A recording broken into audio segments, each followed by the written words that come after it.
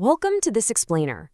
Today, we're diving into a history that's equal parts fascinating and, honestly, a little uncomfortable. We're looking at the evolution of research ethics. Specifically, we're exploring that historic tension between the relentless pursuit of scientific knowledge and the very real potential for human suffering. Think about it. How do we learn about the darkest corners of human behavior without actually recreating them? It's a massive question that has entirely shaped modern science. And to understand how we got our current rules, we have to look back at some of the most controversial studies ever conducted. So, I want you to put yourself directly into this scenario for a second. Imagine it's the summer of 1971. You're a college student in California, maybe drinking some coffee, flipping through the local newspaper, and your eyes land on an ad. It reads, "Male college students needed for psychological study of prison life. $80 a day for 1 to 2 weeks." It's for a study by a Dr. Philip Zimbardo at Stanford University. Sounds like a pretty easy way to make some summer cash, right?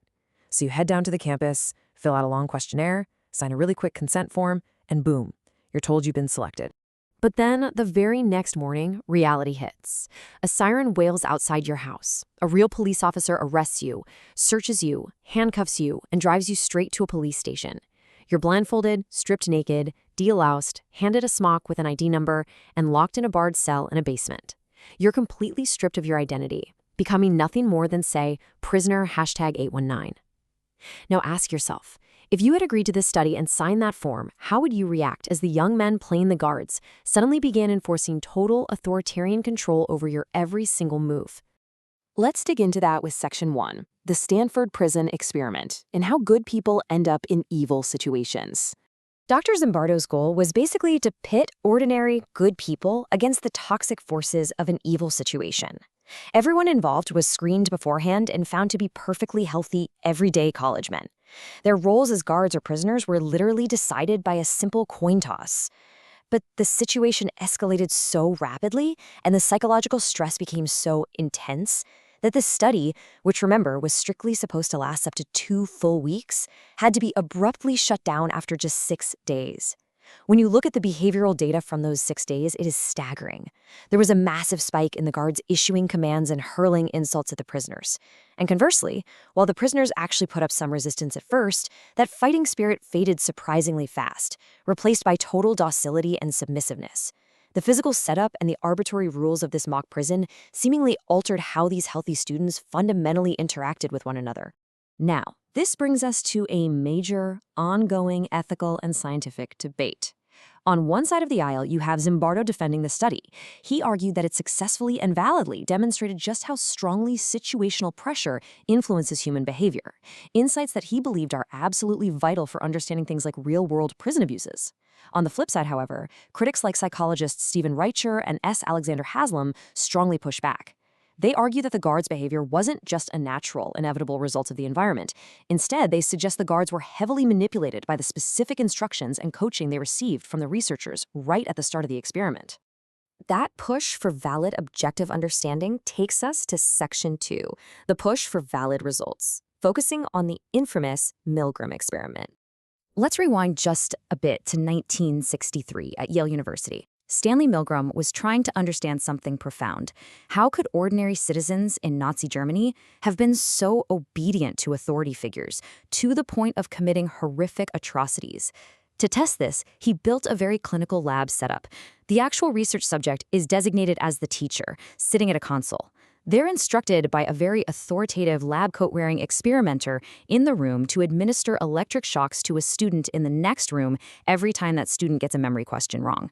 Now, the student is actually an actor hidden behind a partition, but the teacher believes the shocks are very real and that the voltage is increasing with every wrong answer.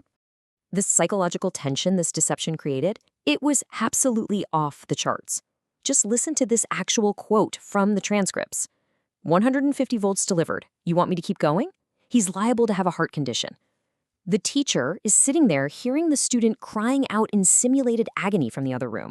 Subjects literally sweated, trembled, dug their fingernails into their own skin, and some even had uncontrollable seizures.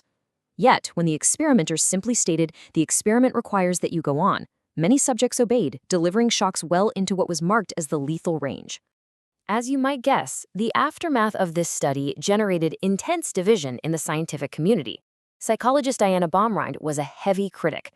She argued that the extreme emotional disturbance caused by Milgram was potentially harmful, altering the subject's self-image and totally destroying their trust in adult authorities. Milgram, however, countered those claims directly with his own follow-up data.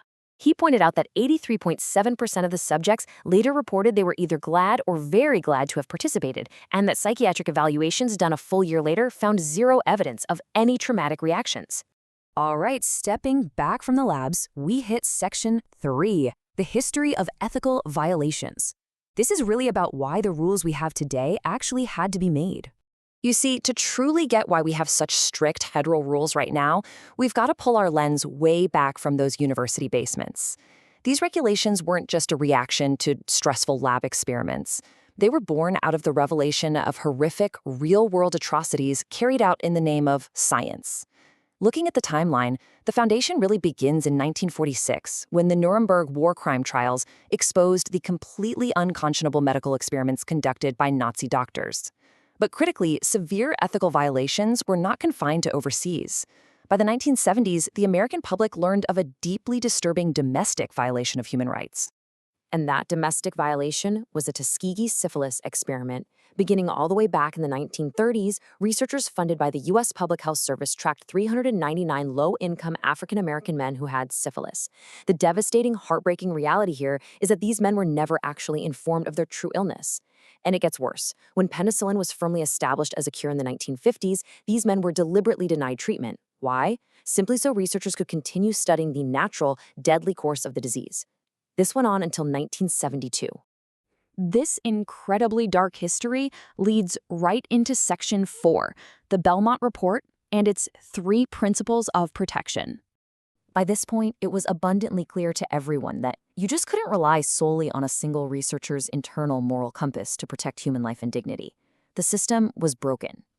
In response, the National Commission for the Protection of Human Subjects published the Belmont Report in 1979. This established an overarching code of ethical conduct that forever changed how science is done. It laid out 3 core pillars. First is respect for persons, meaning treating people as autonomous agents who get to make their own choices. Second is beneficence, which is the absolute obligation to minimize any possible harms while maximizing potential benefits. And third is justice, ensuring that the risks and the benefits of research are distributed fairly across society, preventing exactly what happened in Tuskegee. But how do you actually enforce these lofty principles?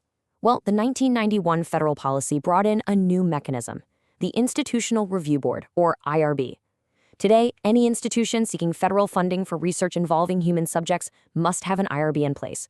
It's essentially a diverse committee that carefully reviews every single research proposal before it even begins. This ensures that no experiment moves forward in a vacuum. Multiple perspectives are required to confirm that the ethical standards of the Belmont Report will be strictly met. Honestly, this is the hurdle every modern scientific breakthrough you read about today has to clear first. Which takes us to our final section, protecting research participants and the evolution of consent. Today, one of the primary things an IRB looks for is informed consent. It's absolutely no longer acceptable to just have someone scribble their name on a piece of paper and call it a day. Researchers must explicitly disclose all potential risks up front. They have to guarantee that participation is entirely voluntary, emphasize your right to quit at any time, and outline exactly how your confidentiality is going to be protected. The evolution here is wild. If you compare a dense, modern consent form, like one from the University of Delaware, detailing precise emotional risks and strict privacy guarantees, to Philip Zimbardo's 1971 form, the difference is astonishing. The 1971 form is incredibly brief, leaves out crucial details about how realistic the environment would be, and even includes a clause releasing the researchers from liability, a practice that is entirely illegal today. Every time you sign a medical waiver or agree to the terms of a study now, you are directly benefiting from these historical lessons. So we've journeyed from those shocking basement cells at Stanford through the incredibly tense labs of Yale, navigated the dark realities of historical abuses, and finally arrived at the strict, rigorous protections we rely on today. Which leaves us with a final, really provocative thought to consider. We gained undeniably profound insights into human behavior, obedience, and situational psychology from studies like Milgram's and Zimbardo's. But looking back at the severe stress and deception those participants endured, where exactly do we draw the line between the pursuit of objective scientific knowledge and the fundamental right to human dignity? Were those historic insights ultimately worth the human cost? Thanks for exploring this explainer with me. Keep questioning and keep learning.